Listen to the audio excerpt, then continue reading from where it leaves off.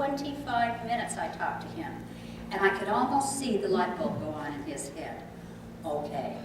And so what I suggested, I said, you keep this piece of paper right by your telephone, right by your computer, wherever they're contacting you. And every time they contact you, you just remember, hang it up or delete it. And he said, okay. So he did that, and I ran into her about 2 weeks later, and I said, hey, how's it going? And she said, oh, Lou, I can't believe the difference. What a relief. She said, the phone calls have diminished. They're almost gone. And she said, I was in his office the other day, and I was putting books away and cleaning up papers, putting stacks up, cleaning up papers, and she said, I took this piece of paper that you gave him, and I just put it in the stack, and I was putting papers on it. And he looked at her and said, no, don't you do that. You leave that right there. Bingo! That's when the Scam Squad was born. So what we do that's different now is we take more time on our calls. Instead of taking reports over the telephone, if at all possible, we go to your home, we sit down with you for a minute, we give you this information, we specifically park that patrol car out front, hoping that maybe your neighbors are nosy or gossipy, or maybe they're concerned, and maybe after we leave, they will come over and say, okay, what's up? You can share this with them, because we cannot possibly get to every home in Green Valley, so we are counting on you, our citizens, to help get this word out.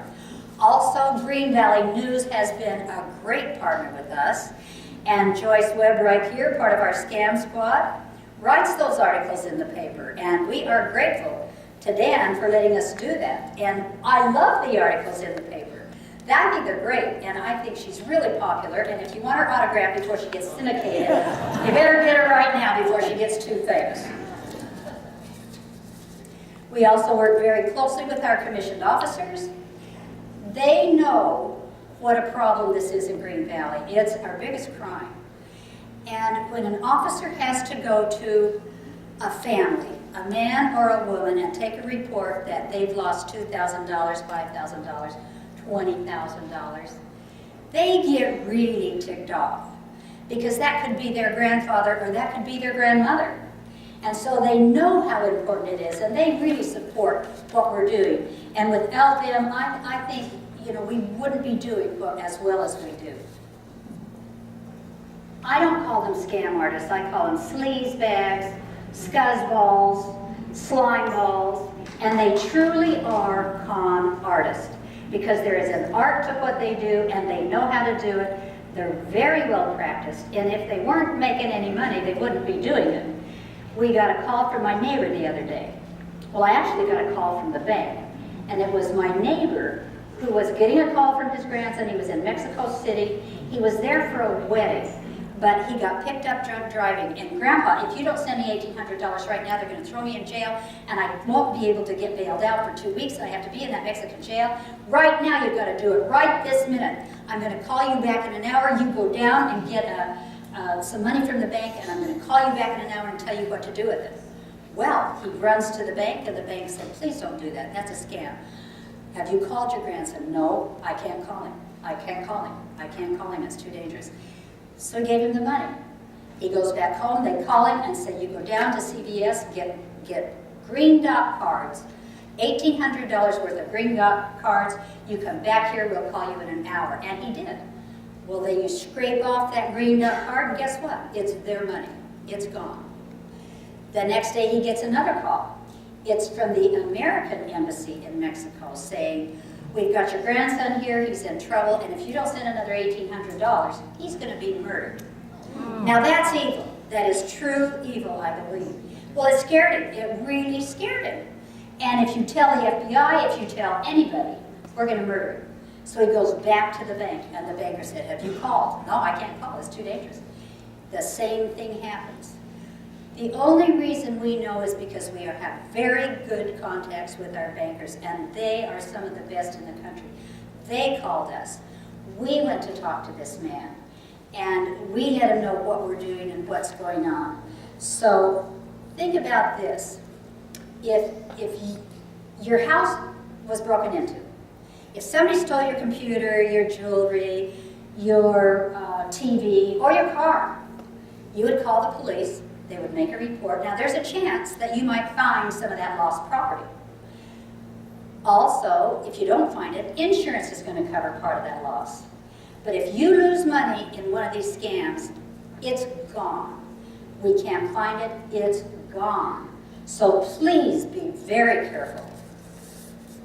The first scam I could find was in 1588. And it was about a man that was in the dungeon of the castle. And he would not tell the king where the treasure was hidden. So the king put him in the dungeon. Well, somehow, probably carrier pigeon, he got the word out. If you just give me enough money to bribe the guard, I'll bribe the guard and get out and share the treasure with you. So this has been going on for a long, long time. And I want to tell you, there's a lady in town who got the call from Nigeria. You know, that Nigerian scam. And I've got, I've inherited $350 million, but I don't have enough money to pay the taxes on it. So if you'll just send me $3,500, I'll give you $3.5 million when I get the money. Well, this lady said, my father was sent to Nigeria after World War II, and he was sent there to build orphanages and schools. And don't you know, this slime ball said, well, I went to that orphanage, I grew up in that orphanage, or I went to that school, or my dad knew your dad. I mean, he hooked her, he became her very, very, very best friend. And guess what? She lost all of her savings. She took a second out on her house, and she lost her house, and she died destitute. So this is how serious this crime is. It is a crime, and if you give them any inclination that you'll talk to them, they'll get you. So that is why we just say, hang it up. I'll have a hamburger, for which I will gladly pay you Tuesday. If it's too good to be true, guess what? It probably is. One of the first cases the sergeant and I went out on was a lady that came into the sheriff's office. And she came in and she wanted to know where the VIN number was on her Mercedes-Benz. And Sandy said, well, why do you want to know that? She said, well, I won the Publishers Clearinghouse. I won $950,000 cash and a Mercedes-Benz. And Sandy said, oh, that sure sounds like a scam. No, it's not. No, it's not. They're coming, and I'm getting it tomorrow. And she said, I just want to know where that VIN number is. Well, the sergeant heard that. She poked her head around the corner and she said, why don't you tell me that story again?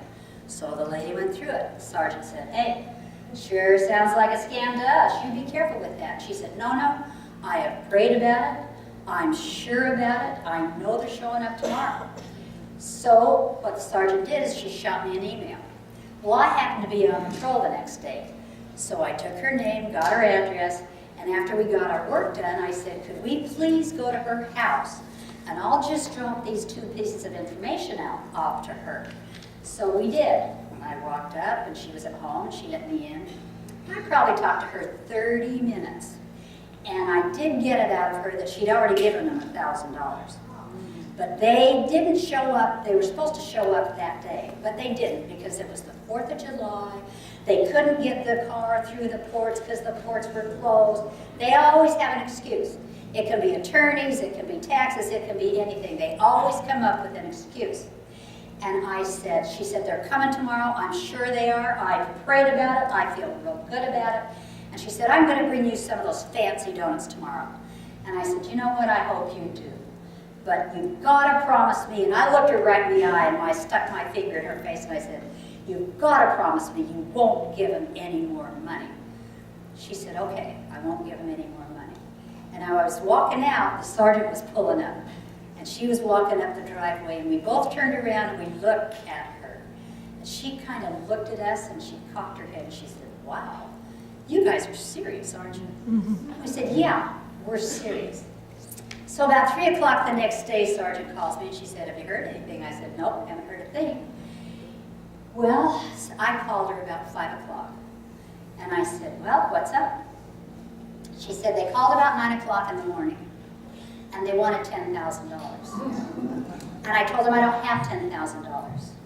And they said, do you realize how angry my boss is going to be? I'm going to be in so much trouble and it's going to be all your fault. How much do you have? How much can you give us? Because I'm going to be in trouble. Well, she said, I thought I'd play with them. This is where you get in trouble, when you play with them.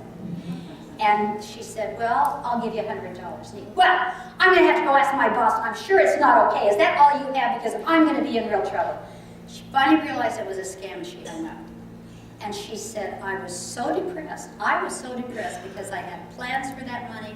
I was going to help my kids. I was going to help these people, you know, a lot of people. And she said, I can't do it anymore. And I said, let me tell you something. You're going to help a lot of people because I'm going to tell your story. And maybe it will help people not do this. Yes. I called you. We'll have questions later, okay? Yeah, thanks. It's just about a scam. Yeah, we'll do it later. I want you to know these scammers are masters of emotions.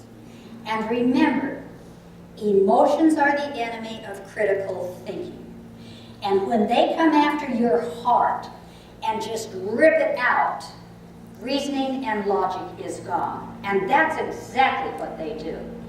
So this has nothing to do with your intelligence. I want you to know that. It's nothing to do with your intelligence, it's emotions, and that's where they know exactly what to say, they know exactly how to say it, and how to get you. And remember, as we age, our social filters diminish. So it is harder for us to tell who's our friend and who's our foe, and who's telling us the truth and who's lying to us. It's harder for us to distinguish that. It's also harder to stop those urges, like, I really want to win that $5 million lottery. Well, I do too. But you know, those urges as we age are harder to control.